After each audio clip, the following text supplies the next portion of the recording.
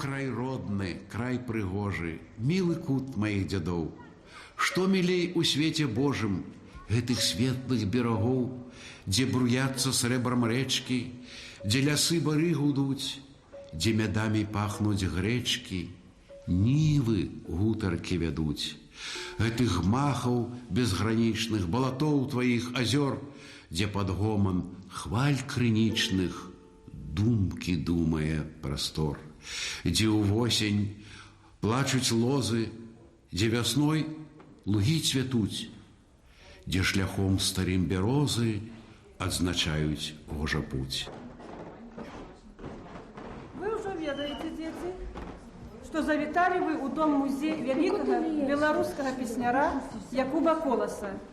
Музей наш незвычайны. Чаму? Бо ён месціцца ў доме, дзе калісьці жыў Якуб Колас. Вось у гэтым катэджы, дзе знаходзіцца музей, Колас пражыў свае 4 апошнія гады жыцця.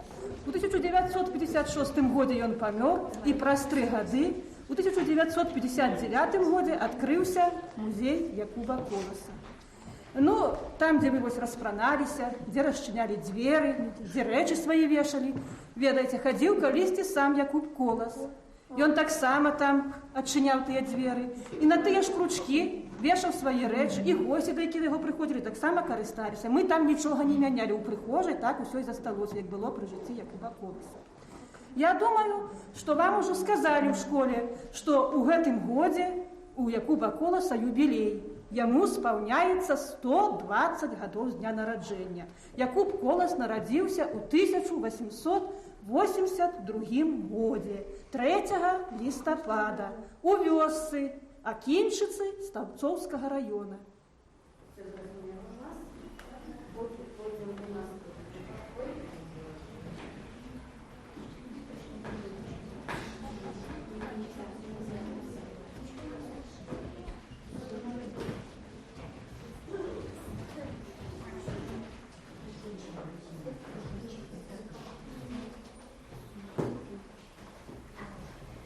Секретный покой належал Михаилу Константиновичу. Вы сможете с ним познакомиться, если сегодня до нас пришел в гости.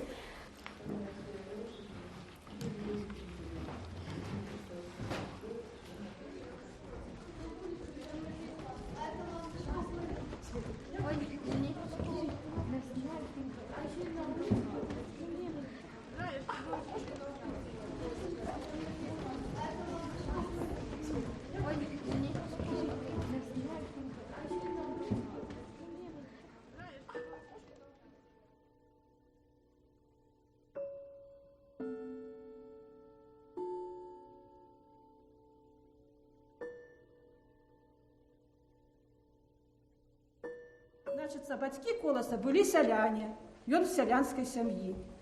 Там жа ён першыя веды атрымаў, вучыўся ён у дырэктара, у хатніх настаўнікаў, вось не так, як цяпер у школу хадзілі дзеці. Тыя вёскі, дзе Кола жыў, у лесе знаходзіліся, школ там не было. Сям'я у бацькоў Коласа была вялікая, усіх 13 дзяцей нарадзілася. Правда, 4 памёрла, 9 у жывых. Вось у Якуба Коласа было 8 братоў і сясцёр. А потым ён падрос і ў школе вучыўся, у вёсцы Мікалаіўшчына, гэта таксама радзіма Коласа лічыцца.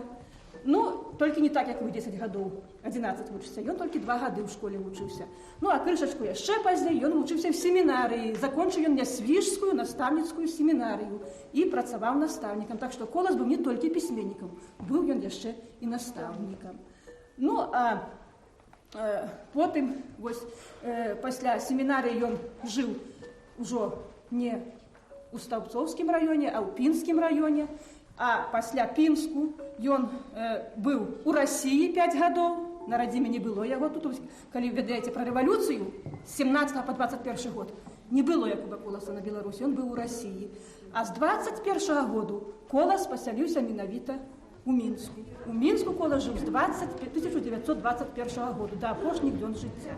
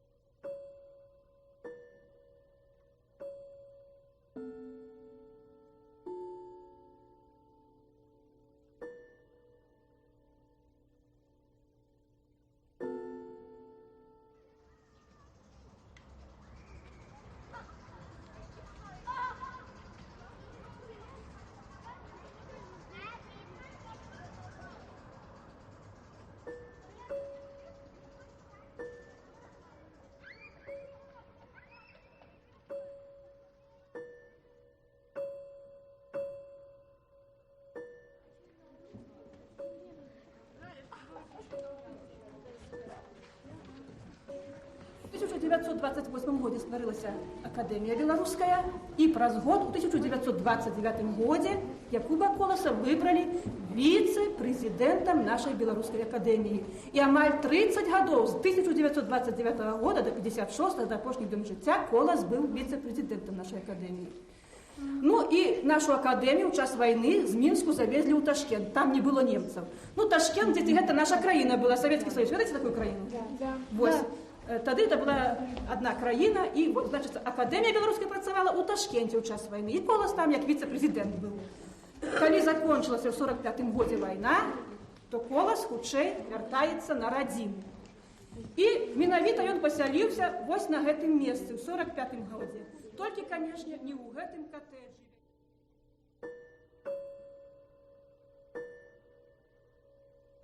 І уявіце, што вось за гэты стол садзіўся Якуб Колас, калі быў жывы, пісаў свае творы пасляваенныя.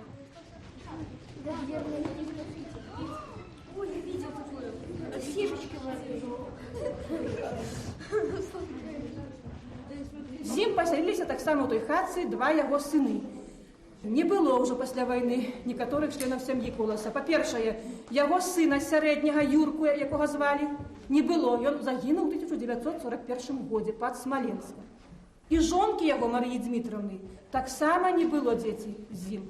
Таму што Марыя Дмітровна памерла ў канцы вайны ў 1945 годзе у Крамлёўцы, ў бальніцы.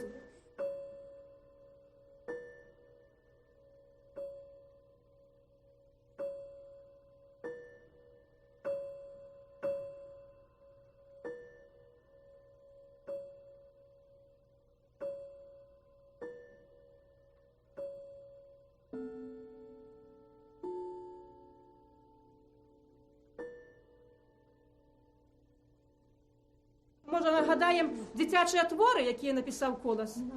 Не хочаце нагадаць? Нет, мы что нагадать, да? Ну, я вам нагадаю. Хочаце? Магчыма, вы чыталі такі верш. Не сядзіцца ў хаце хлопчыку малому, кліча яго рэчка, цягнуць санкі з дому. Чыталі такі верш?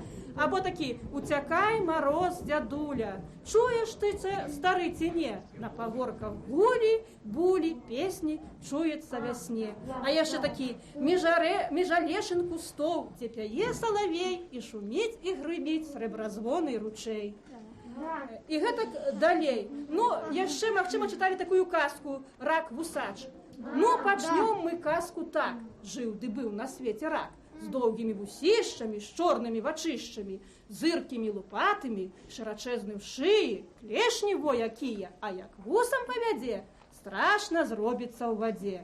І гэтак далей. Вось гэтыя вершы вы чыталі, і апавяданні, і казкі чыталі малымі, а пойдзеце яшчэ ў старэйшых класах, будзеце вывучаць далей творчасць Коласа, таму што, ведаеце, ён пісаў для ўсіх узростаў, і для малых, і для дарослых, і Сымон Музыка, і Новая зямля, і трылогія на роставе.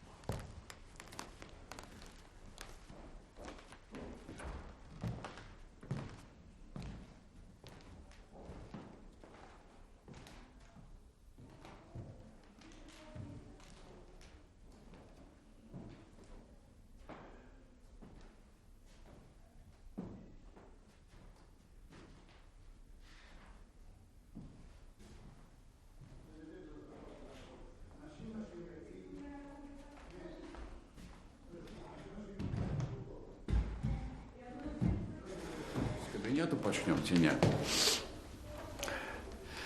Крыласка, значит, ну, вот это, тут кабинет брата моего, тут он працаваў і знаходзіўся. Ну, рэчы трошки переставлены, але, ну, все-таки нагадваюць увогуле тую обстановку, якая існавала при жыцці Коласа, і калі мы тут жылі.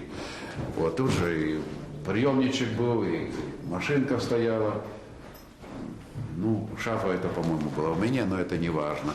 Ну, тут мой кабинетик был, ну, вот стол той был тут размещены. А вот это абсталяванне, это с першага поверху, там, где была столовая. Ну, а раней до этого дома, коли тут старая хата стояла, так само много было наведвальников. Была печка с кафлею такой, не глазурованной. Вот. И там росписи робили наведвальники. По-моему, початок поклав Городецкий. И он, здається, так написал: «Внимая мощным жизни гулом, сын Белоруссии, друг России, живи так долго, чтоб Джабула в борьбе с полетом дней осилить». Ну и других. Липатова я помню, других я уже не памятаю. Это академика нашего, вице-президента. Так, хоть я и не хожусь в пророки, но знаю, что же говорить, что Колос вечно будет жить. А я прочитал все эти строки. Хоть я и не хожусь в пророки, но знаю, что же говорить, что Колос вечно будет жить.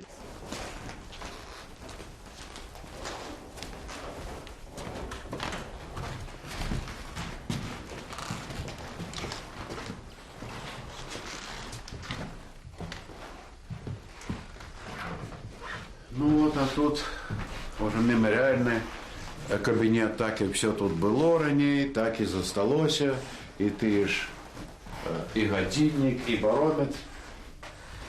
Ну, здається, не цей барометр Колос виносив однойчі на двор, коли пішов дощ, довго дождю не було, вот, а він сердував, хоча на землі треба дощ, і, ну і також, може бути, чарку випив, щоб понес, вот тобі, хай тебе намочить дождь, что ты не показываешь участие дождю. Ну и тут же было его и рукописи, прилади всі эти письмові. Описав він, звичайно, тільки пером 86-м. Это вот его было обставлено. Ну, а почерк ровненький был, это уже тут, видать, хворые опошни эти, что это письмо. Скринка была, значит, з тими самими квитанциями о пересылці грошей, ну, тим людям, які просили, бывали допомоги, там где-то больше на 100 тысяч, по тим часам, это великие гроши были перелічені. Но тут приемничек стоял, там у его, есть, он не заховался, у меня тут ее тоже немає, там. А, вот, это стоит, тут другий приемник стоял. Вот так что он тут была спаленка его, а тут кабинет. Ну и шафа с книгами. Книги в большости свои подарованные людьми. Ну и так, конечно, апошние годы Колос адчуваўся вельми одиноко, хоть мы и приходили до его. Вот, и все-таки один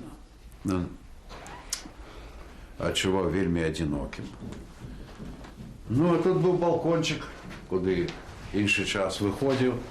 Да, и были его киочки, балки, и он любил сам. И там еще в музее есть вырезать вот что-нибудь такое с груши, как все-таки можно было ходить уже с допомогою киочка. Бо у апошнія гады він вельмі хварэў запаленнем лёгкіх больш 25 раз і з нагамі кепска было. Но это магчыма таму, што ён усё жыццё курыў. Ён гаварыў, што 6 гадоў пачаў курыць. Курили там березовый лист, еще такую тытун, там всякую ерунду. Ну и, конечно, это сказалось на здоровье, и уже в конце життя, ну что, с метров 100 пройде, и уже треба присесть, и ноги наливаются как бы свинцом, тяжко. Поэтому так уже в лесе, коли я апошні раз им ездил, перед тем, как ездил на спартакиаду, у лесе так он походить, ну, машины подъезжали, после присядя на хвойце, посидеть, и после и снова. Ну, грибы любил сбирать, и меня тягал все життя, можно сказать, за собой в лес. Ну, а зимой, еще раней, так стежки прочистить пройде, это перш за всех, чем кто-нибудь. И еще и дров принесе, ну, я кажу, ранее, довоенные часы, у хату, у печку, да кожу мати своих сынов старейших, ушувала, что ж вы, батька приносит дрова, вы же такие здоровые, что вы не можете. Ну, а ты принес, и дякую. Вот так было. Ну, вот тут мне с батьком притягнули с ботаничного сада дуб, там стоит, вон, 4-й. Ну, так, и он уже ходил, его поливал азотными удобрениями да перабольшивает, и листики завяли у его, так он уже после так переживал, что будет с дубом. Отливали водой, ну, одышел, и самый могутный дуб зараз. За своим рабочим столом Якуб Колас памёр ад сардэчнай недастатковасці.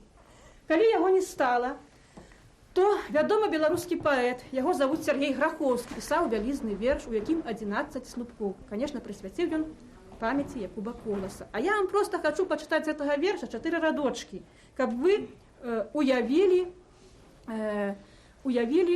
той час, як перажывалі людзі, калі не стала Якуба Коласа.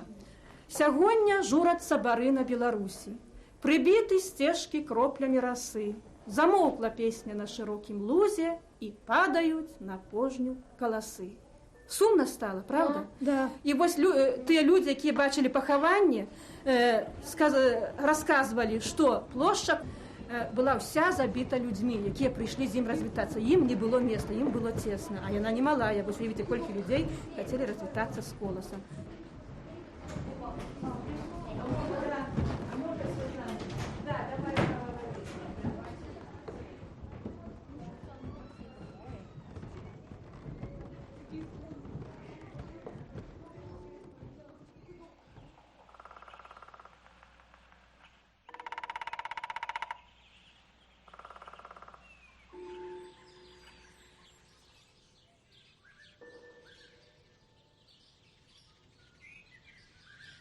Між ніў дорожкою сляпою іду я мерною ступою і разглядаюся кругом. Пад ясна-сіняю страхою, чиюсь дбалою рукою збудован мне просторны дом. Утульна ў ім, добра ў ім поўна, і ўсюды мудрасці безмоўнай відна спрадвечная печать. На ветравеях нібы воўна плывуць хмурынкі так чароўна. Куды плывуць? Чаго маўчаць? Унь там рачулка срэбрам літым бяжыць па жолабе размытым, і цэлы свет жыцця нясе. А луг зялёным аксамітам, венкамі кветак апавіты, разлёгся ў роскашы красе.